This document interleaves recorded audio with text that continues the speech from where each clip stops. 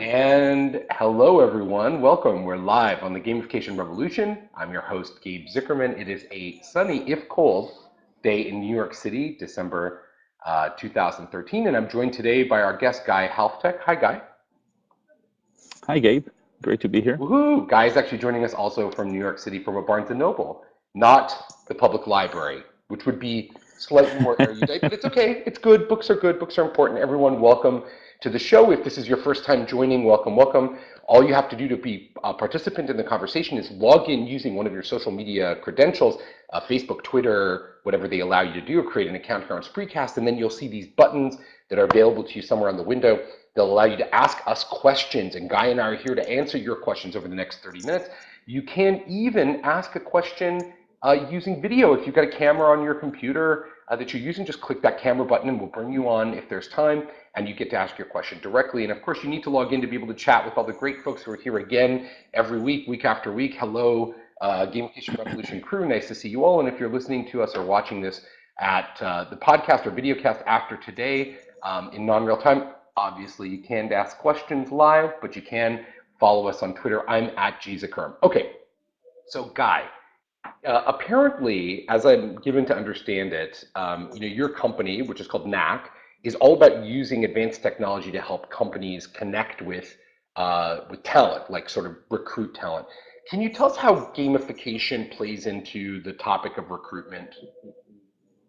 Absolutely. Yes, that's exactly what we're doing. We're trying to help. Our goal is to help companies find talent and help people find opportunities and get the best opportunities and do well in life. Gamification plays a critical role in what we're doing, and that's what makes Knack so different than I think other approaches. Games are fun. We're wired to play. We enjoy. We're motivated. We're engaged, and that translates in our case to very high quality, reliable, authentic data about people. So as you play, because the experience is so good and so immersive, you are who you play, and that comes to the surface, and that enables us to then give you insight about what makes you unique and what are the right opportunities for you. And likewise to companies, help them find the best people, leaders, innovators, engineers, and so forth. So, So games are the hallmark of what we're doing. so let's back up for 1 second. You said something interesting, which is you are how you Sure. play. Now, I don't know that everybody Right. agrees with you. I definitely am excited about this idea. Why do you believe this is true? Or what evidence do you have that says that this is true? So we have lots of data that our own R&D that we're doing at Knack with our team of scientists, behavioral scientists and data scientists, and from work that we've done with a number of large high-profile companies, testing our technology in our games, collecting data, and seeing that they actually uncover real traits, real behaviors, real abilities. So even though it might not be totally apparent in how you play, there is, as you play, you leave a footprint, a data footprint, and that data footprint is very rich and is very authentic of who you are. Now, Gabe, I'll give you an example. There is this story that is a great story, I think, about Jack Welch, the celebrated GE chairman and CEO who's been at GE for many years. And the story goes that, when he used to hire people for his executive top management team, after the screening, evaluation, interviews, and so forth, he used to actually go and play with them, a game. In his case, it was golf, but you can imagine any other game. It could be Monopoly, it could be basketball, it could be, a game of cards, whatever it is. And the reason is because games really provide you this amazing experience to learn about people, to socialize, to communicate, but also to observe how you play, how you react. Are you, good in social skills? Are you good in thinking? Are you competitive? How you deal with failure? How you do many other things is really why games is so powerful. And it's a human experience. It's a really quintessential human experience. So it's a little That's bit what like, we're leveraging. yeah, so this example that you gave about Jack Welch, about playing golf or poker, as soon as you said that, I thought, oh, of course, right? People have been doing this for such a long time. Do you find, I know that Knack is relatively new, and we'll talk about how people can, maybe get an invitation for it or use it. Do you find any resistance? What's the reaction when you tell people, hey, you can play some games and find out about your skills and whether or not you should hire someone? So we get reactions from, very diverse groups of people, very diverse demographics, very diverse professionals. And I'll give you some anecdotes to give a flavor of what we're learning, what we're seeing from the market. So when we talk to millennials, and we get lots of emails from students at high schools, middle schools, college, universities, and Gen Y, Gen X people that are already working and already pursuing their careers. People love the idea. People write to us and say, "Can we get access to your application sooner? Can we learn about our career potentials? Can we learn about our knacks?" People are actually starting to speak the knack language, which is exciting to us. When you talk to people in the corporate world, CEOs get it. Chairmen of companies get it. They all want it. Learning and development people, leadership development, high potential leadership development folks, they get it. When it comes to people that are a bit more conservative on the human resources side, that are used to thinking and doing things the way things have been done for the past 50 years or so, there is an adoption curve. They are learning and getting introduced to a new way of thinking and new way of using data. And they realize that the games are a good contemporary relevant experience to the millennials that they're targeting and they're trying to attract. So I think there is a learning curve for some people, but for other people, it's totally intuitive and straightforward. Can you, The idea that game can learn about you makes sense to every person. It's really simple to pitch it and to explain. it's so interesting, right? Many people actually even resist the concept of testing as a mode Right. for recruitment or hiring in any way. How do you respond to those people if people are just dead set against the idea of doing any kind of personality testing or anything like that? Does this change the game? Right. So I think it does definitely changes the game because we're not about testing and we don't look at games as a test. And when I speak to people, I'm talking about what Knack is doing as a game. This is not a personality test because the whole concept of testing your personality, I think, is kind of a misnomer. And it's been around for a long time. And this whole paradigm of a company assessing you is also something that I think is radically changing, and Knack is going to be changing that. Knack is about empowering the person, the user, to learn about herself, to get insight, to figure out what is my knack, what's my potential, where can I go. So the key difference between tests and the games is that games are fun, games are natural, games are immersive. When you're playing a game, you might be novice or you might be experienced, you're still doing something that is engaging. And what we see is that the anxiety goes away and all the different things that happen with games, with tests are actually, yeah, sure. So with games, people are engaging, it's natural, it's fun, it's non-threatening. It really levels the playing field in many different ways. So let So me ask you I this think question. it's really changing the paradigm. So let me ask you this question about that. You're really not testing people. I understand that that's not your main value proposition, but isn't part of the idea, Right. like, in other examples where this has been used, Guy, in the past. So for example, the often discussed America's Army case study where the US military has this game and they don't admit it, but everybody knows that they're in the game recruiting people out of the game who are particularly good at it, or in World of Warcraft, for example. Even though the game is not designed explicitly as a test, even though that's not, it doesn't say, hey, Right. I'm a personality test. Aren't you in effect doing Right. a personality test in both directions, both for the user and for the company? And and how do you manage the people's expectations about that question? So everything is very transparent with respect to Knack. The users, candidates, job seekers, employees, when they play the games, they know that the game measures multiple different things, and the result will be that you'll get insight, you'll get feedback, you'll get results. I'm looking at that not as testing, I'm looking at that as matching.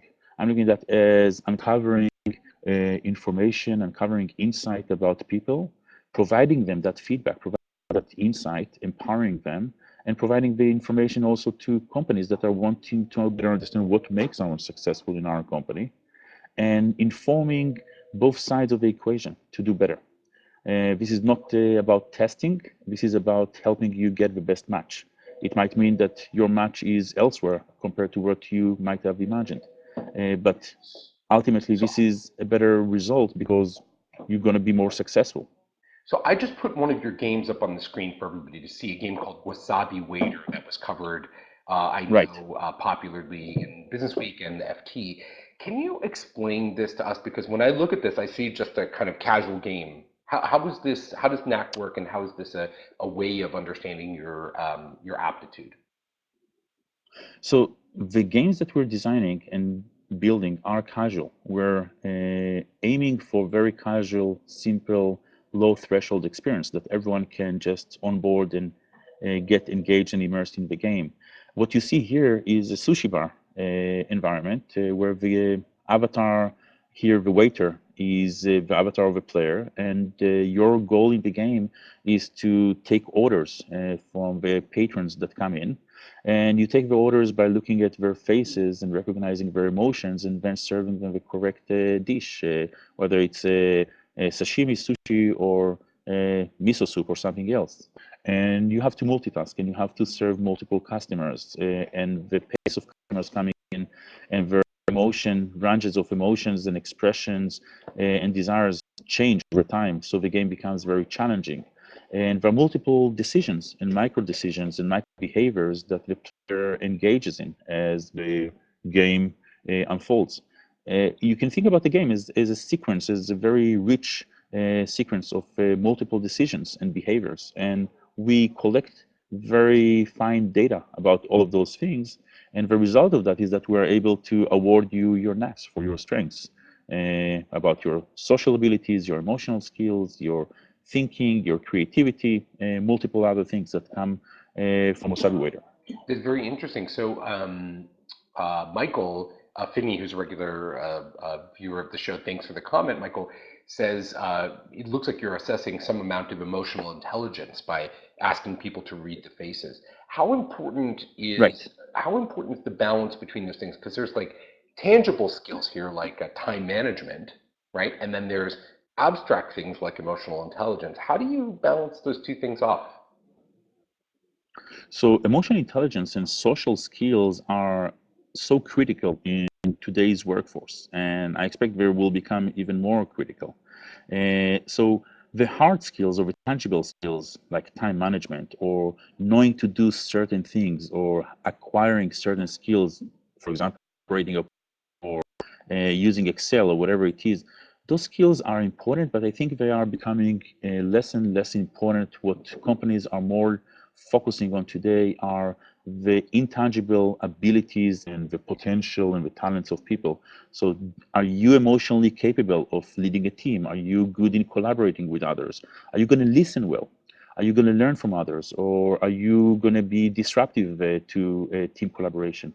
Those people skills, those emotional and social abilities are so important today, whether working with customers and clients or working with your peers and your team members or anyone else. Work is a very social experience today. It's very interesting. Just to connect dots for everybody who hasn't had the opportunity to join us at our big conference every year is called GSummit. The next one, GSummit 2014, is coming up in June, and we just opened registration for it. So that especially those of you who are alumni should register now, reserve your place early. The conference almost always sells out, and it's a pretty exciting opportunity. And we bring together people from all over the world. It's really fascinating, and hopefully, Guy, you'll be part of it. One, and certainly Knack is interesting, and I know people are going to want to talk about it. One of the things that comes up over and over again at events like GSummit and gsummit.com for those of you who are interested, one of the things that comes up over and over again in the discussions with people there is how we take existing things which are pretty boring, dry, stupid, sometimes broken or easy to manipulate, and make them into game-like experiences that are much more dynamic. And what I'm struck by is I heard you talking, for example, about Wasabi Waiter and talking about your philosophy is what I'm hearing here is actually kind of like personality tests or aptitude tests or personality inventories that companies have you do, and you sit down and you're checking these boxes, and at some point, if you're reasonably intelligent, you kind of know what they're asking. Right. Would you Which is a ever? huge problem. Right. So you can easily game the system, and also, they're incredibly Right. ponderous and boring and long and tiresome. In some ways, it sounds like you're reinventing some of these ideas. Isn't that how you view it? Right. Absolutely. Absolutely. You're right that those questionnaires and tests that have been around, Myers-Briggs, for example, have been around since the 1950s. And still many companies, very high profile, successful companies in the US and outside, are using that because there isn't something that is much better. And we know that Myers-Briggs is not doing a very good job in predicting or giving you insight or being a reliable tool. And with respect to other personality tests, we hear from many companies that those are boring. Sitting and answering 250 questions for certain jobs is really tough. Candidates don't like doing that. This is not the digital experience that is relevant and kind of in keeping with the mobile age of good, high quality experiences over mobile in real time. It just doesn't make any sense. And the problem is that the results are not there. You're not getting the right jobs and companies don't get the right people. There is a huge disconnect, a huge mismatch in this labor market. And when you look at kind of how many people are unemployed today, it's not that those people are not qualified. They are qualified, but there is no for companies to figure out who among those people that are unemployed or underemployed have the right skills and right abilities. So our philosophy is make the games available and accessible and make it a great experience. Put it on any mobile device, give it to every person of any age, and let them uncover their skills and abilities, showcase that to the world, get discovered, and do that in a very authentic way that shows to the world, this is me. I'm Gabe. I have that potential. I'm very creative. I'm very reliable. I'm very persistent. I'm agile. I can learn very fast. I can work with others. Whatever it is, you're an innovator, entrepreneur, you have a knack for leadership. There is no good way for people today to discover that and to showcase that and to signal to companies, this is who I am, this is what I can do. So do you have a vision that goes beyond recruitment? Now, not that you have to go beyond recruitment, because obviously, if you could Oh easily yes, solve this, absolutely. because what you're really talking about, I mean, Guy, you're talking about something much bigger here, which is really changing the way we kind of test and measure skills and abilities, which recruitment is obviously one way of Absolutely. doing that, but there's lots of applications for that. Have you thought much about this idea? Absolutely, absolutely. We spend lots of time thinking and refining our vision. We're looking at Knack. We started Knack to solve a recruiting problem, but as we started working on Knack, we realized that Knack is really not about recruiting per se. Knack is about human potential, and human potential starts very early on. Human potential starts when you go to grade school and figuring out whether you have a knack for STEM education, for example, or for the arts when you're a first grader, and going from there to middle school, high school, what major do you pick in college? Or maybe if you're not going into college, what is the right job for you out there? Where are you going to be successful? And once you get hired into a job or you work as a freelancer and collaborate with others, how do you continue to develop yourself and grow? And it goes into learning and development and leadership development in large companies to finding innovators for companies like Shell and promoting people, building the right teams. Knack has a huge vision way beyond recruiting into building the high potential workforce. Well, it seems obvious to me that I would certainly I'd generally rather take a test in this forum. I mean, even if the whole thing was Wasabi Waiter, I'd rather play Wasabi Waiter than, fill out just about any test. And I wonder, back to the question of being able to game the system, which is something we touched on a little bit, people sort of brought up. Right. Do you think by definition, is it harder to game the system through the prism of a game than it would be to game the system through the prism of a test? And why do you think one way or the other on that? Yeah, I think that tests are actually very prone to being gamed and for providing data that is not very reliable or authentic. Like you said earlier, personality tests have been around. People know what the questions are. Those answers are available on the web. It's a known fact. People can prepare for them, and they don't give employers or the people, the individuals, real answers. But in addition, it's not just that I can go and game the test. Also the way I answer, the problem starts with the fact that I'm answering giving answers to questions. And my ability to really understand myself or reflect upon myself is really limited. I'm not really, people are not really good at that necessarily. And then comes strategic answering and aspirational answering. The game actually takes all those things out of the picture. The games really get down to the bottom of who you are and gets this insight in an authentic way. So gaming the game is actually virtually impossible because the amount of data and the relationship between the data and your profile is not a transparent one. So that's very hard, and we'll continue to have more games, and the games will become more complex. So there's going to be more data that will make it even harder to game the system here. It's interesting because you get this kind of like two questions that sort of come up in the chat, which I think are interesting, or comments. The first one from Sasha, who's a speaker at GSummit, by the way, in the past year. Sasha, and a regular watcher. Thanks for this, Sasha. So he asks, if the game is presented as a test, so if Knack is presented as a personality test or aptitude test, isn't that necessarily going to bias the results? And I guess I would reframe this for you also and ask you the corollary, which is, it sounds like you're presenting Knack almost as like a self-assessment inventory rather than a corporate assessment inventory. How do you think that's going to change? Sorry, go ahead. How do you think that's going to change when companies are, when companies have you come in and they say, oh, hey, have you ever taken Knack before? No? Okay, why don't you sit down and play this for a little bit and then let's talk. So I think that I don't think that it's going to have any significant difference, and I'll tell you why. If you're doing that as as a tool for getting self insight, you're going to get the directions to take it seriously. Do that when you can concentrate in a quiet environment. So you enjoy the game, you can get immersed in the experience, but you can also do your best. So we can get a very good read of who you are and give you that feedback. And likewise, when you go into a company, if a company is asking you to do that, you'll definitely put the effort and your level of focus to actually do as well as you can. We're actually envisioning that down the road, companies are actually not going to ask you even to do that, because you're going to have your Knack profile already available on the system, and you're going to be matched up with jobs already based on your gameplay that you did as a Knack user, independent of applying for a job. And Ivan actually points out, Ivan, who's one of the producers here, points out right away that, even if they were positioned the same way, so even if you said, hey, take this personality test or play this, Diner Dash style game, you are actually going to be different in both of them, even if they're framed the same exact way. One other kind of comment that comes from Michael Finney, which I think is an interesting comment. So obviously, the brain changes. People are somewhat plastic, and our abilities change and evolve, and especially if we're measuring ability, because you're measuring both, aptitudes and skills and, affect. Right. Especially abilities, change over time. So how do you, as somebody who's thinking about building all these like really cool sort of brain games, assessment games, how do you factor in the design or in the strategy this idea that people evolve over time?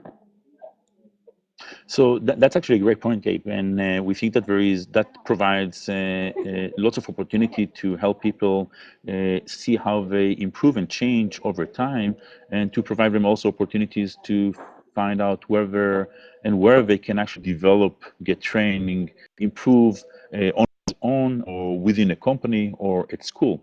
So we're planning to have a large portfolio of games, and those games are going to target different things, and those games are not the one-off experience. You'll continue playing those games and continue playing other games, so you'll get continuous feedback. And that's actually one of the changes in the paradigm that compared to personality tests and SATs and other tests that are basically a snapshot that are trying to get a sense of who you are right now and then, and that's what it is. I think there is an opportunity to change all that in a kind of a real beneficial way to people. Well, I think moving away from high pressure testing, even for adults, we often talk about that for children. Right. I get asked Absolutely. a lot about gamification. I think in the education context, one of the big promises of gamification is that if we really were gamifying the process of learning and assessment, we wouldn't necessarily have to have kids do these super high pressure tests and then have them fall out of that over a long period of time. We could be doing continuous assessment and seeing very small details. Exactly right. How they're doing over time. So this definitely feels consistent, I think, with that for adults. Exactly right. So one question that comes from Philippe, Arajo, thanks for the question, Philippe, is what about if you're a bad gamer? So what if what if you're actually not good at this kind of stuff? At least, with standardized tests, all I have to be able to do is think about my feelings or feel my feelings and fill in a circle. That's really easy. You've layered on other possible skills that somebody needs to be able to do, including having some hand-eye coordination and so on. What do you think about that and the bias that might introduce to this? Like and what Sure. people are going to ask guys who we met as well. What about for older people?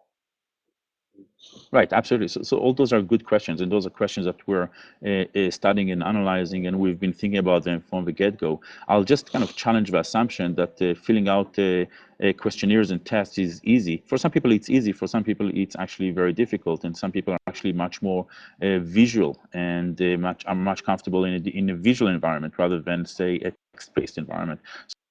We're used to thinking about tests as the default and something that everyone is comfortable with, but it's actually not the most natural environment and the most natural form of interaction. But with respect to kind of specifically on the questions of age and comfort level with games and the experience with touch devices and so forth, we're actually measuring and controlling for all those factors and differences between people. So whether you're a novice gamer or an avid gamer or anywhere in between, whether you're younger and therefore very comfortable with an iPhone or older and you actually don't have any game apps on your phone, we are actually measuring all those things, factoring them out, and making sure that we give a very accurate, consistent, objective read to every person, independent of those external factors. And that's actually the power. That's exciting because that's the power of technology of enabling us to get that level of insight into people. So that's really interesting, and I know that people want to dig in on that more, though I don't think this is really a place where we can do it. And so, to the next question, Melissa Milloway, thanks for this. Melissa asks, will there be demos of the game? She signed up for it. She says, will there be live demos? If people are interested in Knack, if they want to find out more about it and they want to connect with the program, find out their own assessments and so on, what would you like for them to do? So the best thing is to go onto our website, knack.it. Don't get confused with knack.com. Knack.com is the website of the band, the Knack. Our website is knack.it, and request an invite. Just put in your email and you'll be added to our waiting list, and we'll be happy to send you an invite in January when we launch our Knack app. It's a mobile app that will give you real-time knacks based on your gameplay of Wasabi Waiter, Balloon Brigade, and then the additional games that we'll be releasing. Fantastic. And maybe if you happen to notice some of these names that you remember from the show today, I'm sure that many of the viewers and watchers are going to be, among your first and most eager testers, because gamification practitioners, of course, are super interested in how this is extending out. I know so much of this conversation, that I have with folks in gamification is about the HR side. It's about recruitment. It's about development. Just briefly, Guy, before we run out of time, I'm curious to know kind of your personal story. How did you end up coming up with this idea? Why were you drawn to it? You have a kind of interesting background. How did you end up founding this company, and what lessons can other people take away from that experience? Yeah, my own background is I'm not a technologist, and I'm not a data person or behavioral scientist, and I'm not a game designer. So I basically have no domain expertise in anything that relates directly to what we're doing. But the reason I started that is because I actually didn't get a job that I was applying for.